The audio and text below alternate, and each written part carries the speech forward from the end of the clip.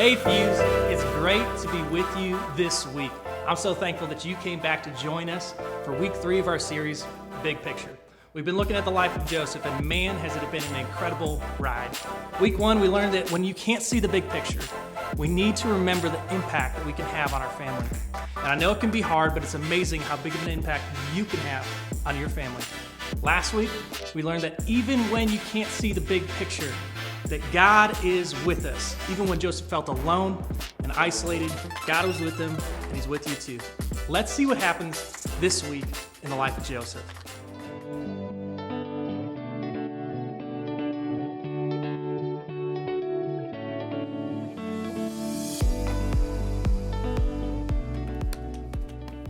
Boom. Circus, hire me. What's up, guys? I am so glad you joined us this week because we're right in the middle of a series called Big Picture. We've been talking a lot about how in life sometimes we miss the bigger picture. We see things only from our perspective, which means we only see one part of the story. And that causes us to miss the rest of what might be happening, the bigger picture. Before we jump in today, let me start by asking you a really important question. How often do you do the right thing? Think about that for just a second. How often do you know the right thing to do and actually choose to do it? I think so many of us would admit that there's at least a few decisions we can look back on and say that we knew the right thing to do and still did the opposite. I mean, I know I have. That reminds me. So I'm in middle school, right? And you guys know you get tons of homework and tons of tests and quizzes that you've got to study for, and it's a lot to do, but I made a mistake. Just this one time. No, that's a lie. I made a lot of mistakes. But this one time, I was swamped with work and I just didn't know how I was gonna get it all done, so I made the wrong choice to cheat. I had a friend who was really great at staying on top of things and doing their homework, so I asked, hey, can I borrow that worksheet that you did and take it home and just maybe compare answers and copy all of your answers? So I took it home and I didn't get to work on it yet, but my parents asked, hey, Caleb, did you do your homework? And once again, I chose the wrong thing to do and I lied. And I said, oh, that old thing, yeah, I did all of that. And they said, okay, well go get it and show it to us. Wow, I was on my way to get my homework when I literally passed out. Guys, I'm telling you, I was so stressed out from doing the wrong thing and lying that I was walking to my backpack and I dropped. Needless to say, I got found out. I had to go apologize to the person I cheated off of. I had to apologize to my parents. It was a mess. Can we all agree on just one thing today? Doing the right thing isn't always easy. Sometimes choosing to do the right thing means not choosing fun or the exciting or most popular thing, the thing we actually want to do. That can make choosing the right thing in any situation a really hard choice to make. Honestly, I think that's because doing the right thing usually costs us something. Think about it. Okay, so you know the right thing is to be honest with your parents, coaches, or teachers, but if you are, you'll get in trouble for what you did. Doing the right thing will have a consequence or punishment, and that will definitely cost you something. Or you know the right thing is to babysit your siblings when your parents ask, but you honestly just don't feel like dealing with them. You'd rather throw a box of Cheerios, lock yourself in your room, watch Netflix, and let them figure it out. Doing the right thing will cost you that freedom.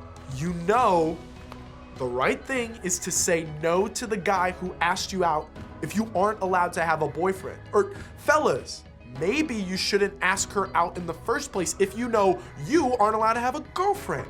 Doing the right thing will cost you the chance at that relationship. And that feels like too high of a cost.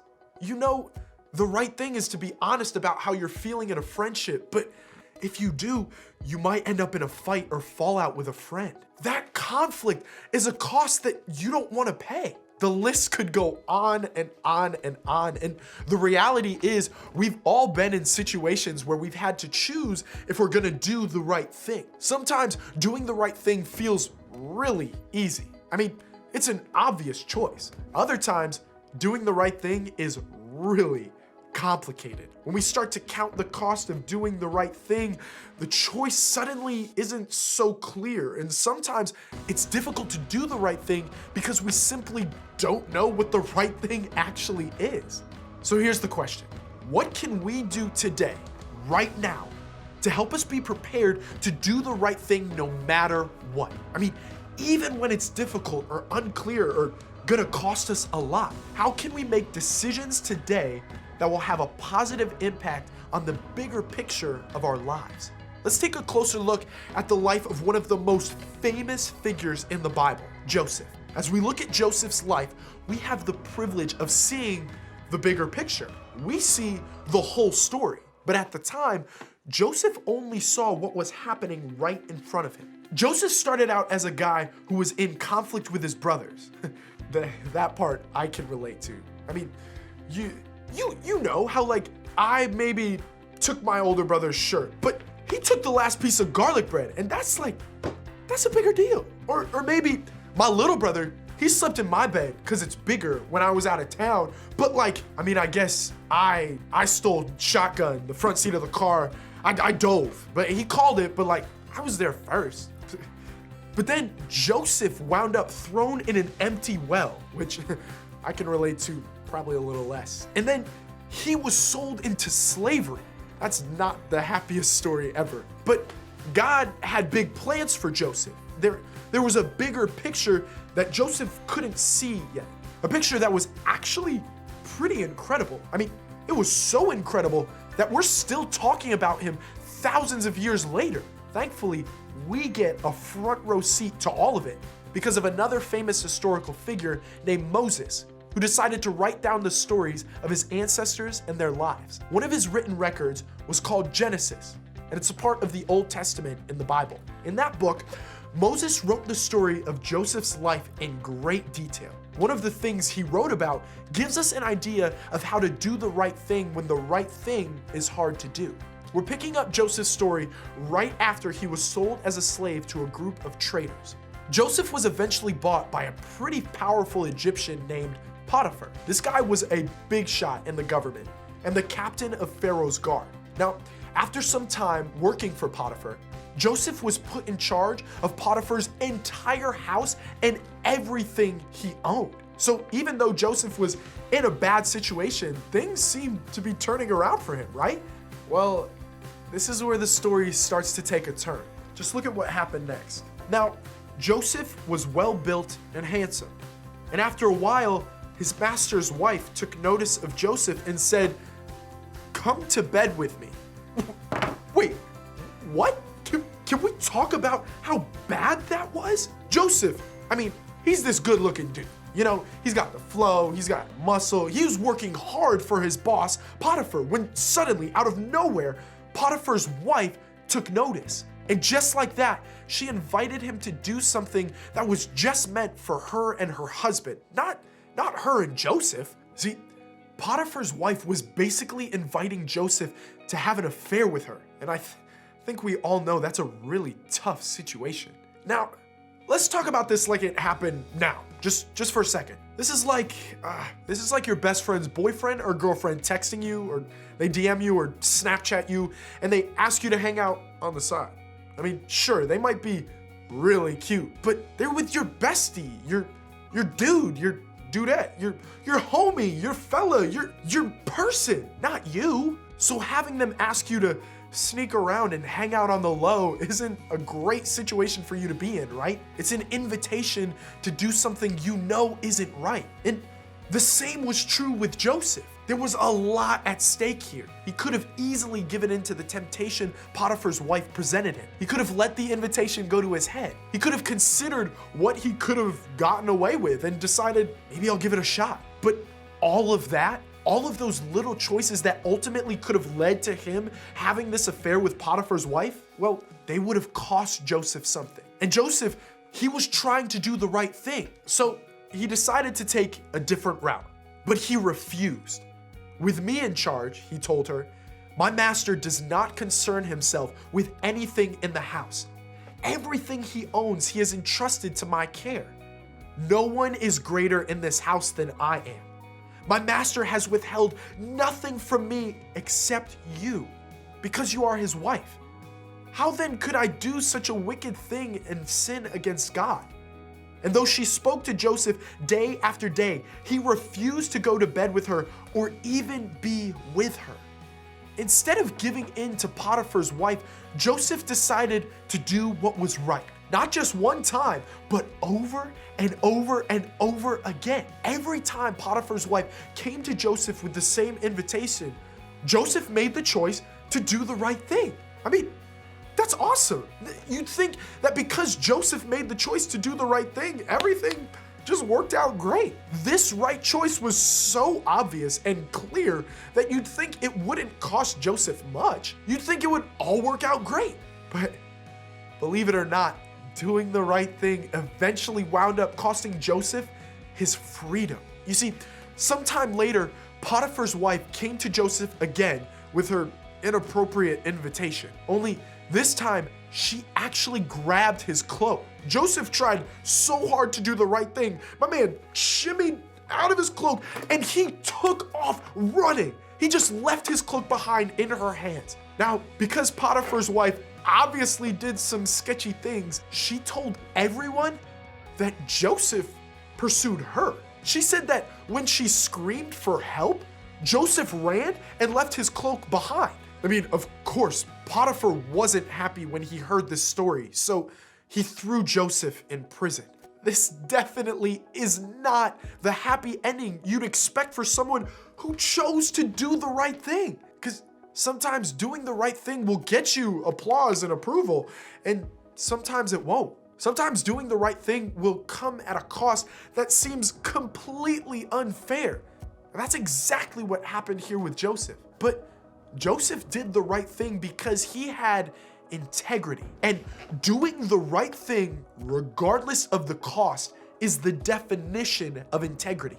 Joseph, he couldn't see the bigger picture. He didn't know that choosing the right thing would get him thrown into prison. And even when he was in prison, Joseph didn't know that God was still working, still creating an incredible big picture for his life. But Joseph, he didn't need to know because he was operating with integrity.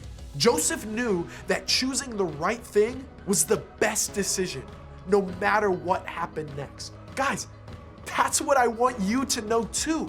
Here's what I think we can remember from Joseph's story.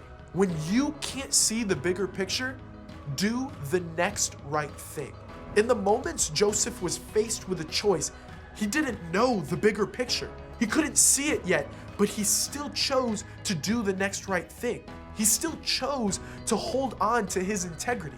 So how can we do the same? When we're struggling to do the next right thing or make the next right choice, what can we do to help us hold on to our integrity? Well, first, you can see your situation. What situation are you in where you need to do the next right thing?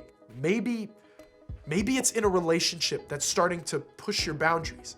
Maybe it's in a conversation you've been avoiding with your parents. Maybe it's in a friendship that needs to change. Whatever it is, think about what situation you're in where you need to take a step in the right direction. See the situation where you need help in making the right choice. Then next, identify the next right thing to do. Not all the right things to do, just the next right thing.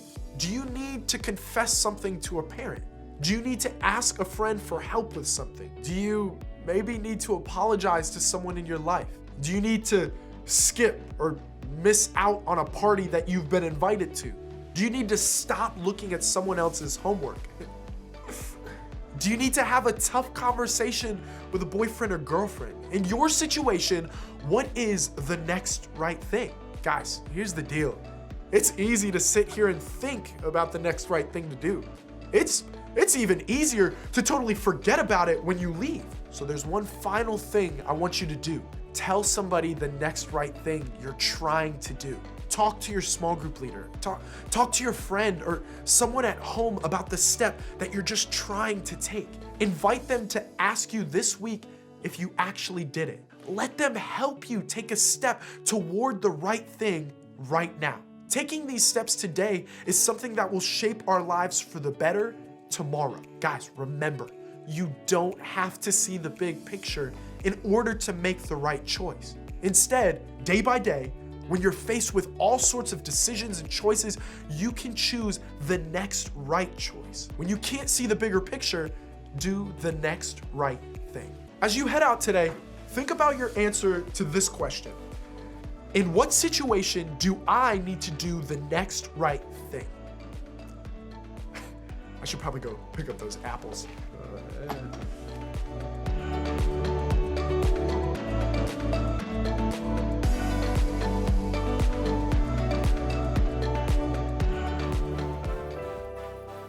Thanks for joining us this week.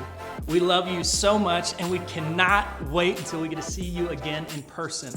Do me a favor right now before you go anywhere. Text somebody that you haven't seen for a while. Ask them how they're doing. You'd be amazed at how God can use the littlest steps of obedience to make a huge impact for His kingdom. Love you guys. Later.